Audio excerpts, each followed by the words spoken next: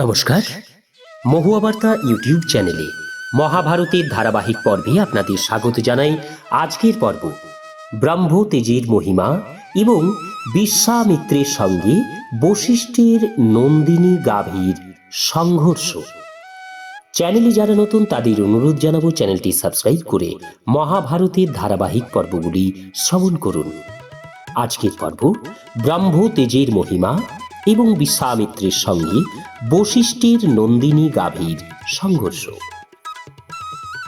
বৈশম্পায়ন বললেন, জন্মেজয়, গন্ধর্বরাজ চিত্ররথের কাছে মহর্ষি বশিষ্ঠের মহিমার কথা শুনে অর্জুনের মনে তার সম্বন্ধে অত্যন্ত কৌতূহল হল।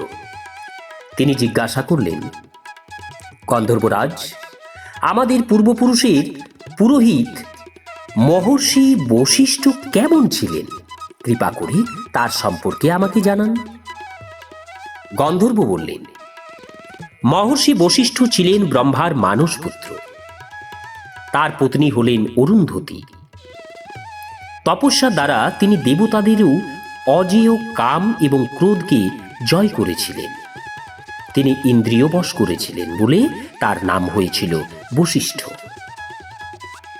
বিশ্বামিত্র বহু অপরাধ করলেও বশিষ্ঠ কখনো ক্রোধান্বিত হননি, তাকে ক্ষমা করে দিয়েছিলেন।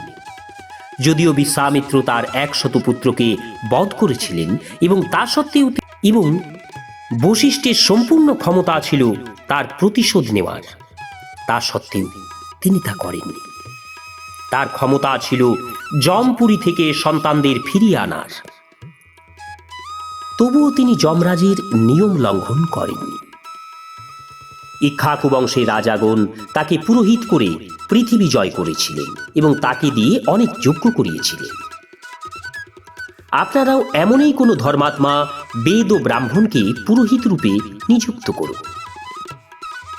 অর্জুন জিজ্ঞাসা করলেন, গন্ধর্বরাজ, বশিষ্ঠ এবং বিশ্বামিত্র উভয়ই তো আশ্রমবাসী ছিলেন, তাহলে তাদের শত্রুতার কারণ কি? গন্ধর্ব বললেন, এই কাহিনী অতি প্রাচীন এবং বিশ্ববিশ্রুত। আমি আপনাকে বলছি, আপনি মন দিয়ে শ্রবণ করুন। কান্যকুব্জ দেশে গাধী নামক এক প্রতাপশালী রাজা ছিলেন। তিনি ছিলেন রাজশ্রী কুশিকের পুত্র। বিশ্বামিত্র হলেন তারই পুত্র। বিশ্বামিত্র একবার মন্ত্রীকে নিয়ে মরুধন্য দেশে শিকার করতে গিয়ে ক্লান্ত হয়ে বশিষ্ঠের আশ্রমে এলেন। বশিষ্ঠ আন্তরিক আতিথ্যে তাদের আদর আপ্যায়ন করলেন এবং তার কামধেনু নন্দিনীর সাহায্যে নানা প্রকার চব্য চস্য লেহ্য পেয় দ্বারা তাদের তৃপ্ত করলেন। বিশ্বামিত্র এই আতিথ্যে অত্যন্ত খুশি হয়ে বশিষ্ঠকে বললেন, ব্রাহ্মণ, আপনি 1 কোটি গাভী অথবা চাইলে রাজ্যও আমার কাছ থেকে নিতে পারেন, শুধু তার পরিবর্তে আমাকে আপনার কামধেনু নন্দিনীকে প্রদান করুন।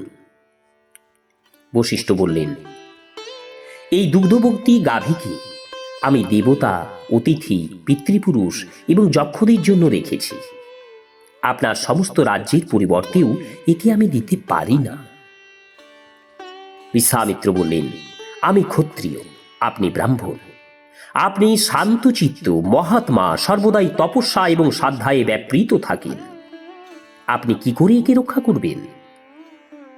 1 কোটি গাভীর পরিবর্তেও যদি একে না দেন, তাহলে আমি বলপূর্বক একে হরণ করব, আর তার অন্যথা হবে না। বশিষ্ঠ বললেন, আপনি বলবান, ক্ষত্রিয়, যা চান তাই করতে পারেন, তাহলে চিন্তা কিসের? এরপর বিশ্বামিত্র যখন বলপূর্বক নন্দিনীকে নিয়ে যাচ্ছিলেন, তখন সে কাঁদতে কাঁদতে বশিষ্ঠের কাছে এলো। বশিষ্ঠ বললেন, কল্যাণী, আমি তোমার ক্রন্দন শুনেছি। বিশ্বামিত্র তোমাকে জোর করে নিয়ে যাচ্ছেন, কি করব বলো? আমি ক্ষমাশীল ব্রাহ্মণ, নিরুপায়।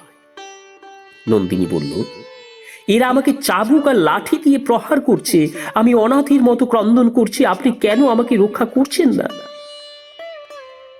বশিষ্ঠ তার করুণ ক্রন্দন শুনেও ক্ষুব্ধ বা বিচলিত হলেন না। তিনি বললেন, ক্ষত্রিয়ের বল হলো তেজ আর ব্রাহ্মণের বল হলো ক্ষমা। ক্ষমা ভাবেই আমার প্রধান বল। তোমার ইচ্ছা হলে তুমি যেতে পারো। নন্দিনী বলল, আপনি আমাকে পরিত্যাগ করেননি তো? যদি না করে থাকেন তাহলে কেউ আমাকে বলপূর্বক নিয়ে যেতে পারবে না। বশিষ্ঠ বললেন, কল্যাণী, আমি তোমাকে পরিত্যাগ করিনি। তোমার যদি শক্তি থাকে তাহলে তুমি থাকো। দেখো তোমার বাছুরদের ওরা কিরকম শক্ত দড়ি দিয়ে বেঁধে নিয়ে যাচ্ছে। বশিষ্ঠের কথা শুনে নন্দিনীর মাথা উঁচু হয়ে গেল, চোখ রক্তবর্ণ হল। সে বজ্র গম্ভীর স্বরে ডাকতে লাগলো। তার সেই ভীষণ মূর্তি দেখে সৈন্যরা ভয়ে পালিয়ে গেল। যখন তারা আবার তাকে ধরতে এলো তখন সে সূর্যের মতো তেজ ঝরাতে লাগলো। তার সর্ব অঙ্গ দিয়ে যেন অগ্নিবর্ষণ হচ্ছিল। তার এক এক অঙ্গ দিয়ে পহলব, দ্রিবিন, শক, জবন, শবর, পৌণ্ড্র, কিরাত, চীন, হুন, সিংহলি, বর্বর, খস, উনামি এবং স্ম্লেচ্ছ প্রকটিত হল। এবং অস্ত্রশস্ত্র নিয়ে বিশ্বামিত্রের এক এক সৈন্যের ওপর ৫-৭ জন করে লাফিয়ে পড়ল। সংঘর্ষ শুরু হয়ে গেল। কিন্তু আশ্চর্যের ব্যাপার হলো, নন্দিনীর সৈন্যেরা কাউকেই বধ করল না। সৈন্যেরা যখন বহু দূরে পালিয়ে গেল তাদের রক্ষা করার কেউ রইল না।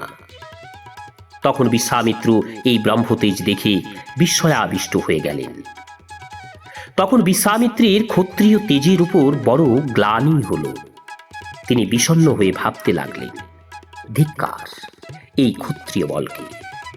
জগতে ব্রহ্মতেজেই আসল বল। এই দুয়ের জন্য তপবলই প্রধান। এইসব চিন্তা করে তিনি তার বিশাল রাজ্য, সৌভাগ্যলক্ষ্মী এবং সাংসারিক সুখভোগ পরিত্যাগ করে তপস্যা শুরু করলেন। তপস্যায় সিদ্ধি লাভ করে তিনি সর্বলোক নিজের তেজে পরিপূর্ণ করে দিলেন এবং ব্রাহ্মণত্ব লাভ করলেন। তিনি ইন্দ্রের সঙ্গে সমপানও করেছিলেন। নমস্কার, আজকের পর্ব এখানেই শেষ করছি। আগামী পর্ব মহর্ষি বশিষ্ঠের ক্ষমা এবং কলমাস ও পাদের কথা। চ্যানেলে যারা নতুন তাদের অনুরোধ জানাবো চ্যানেলটি সাবস্ক্রাইব করে মহাভারতের ধারাবাহিক পর্বগুলি শ্রবণ করুন। হরে কৃষ্ণ, রাধে রাধে।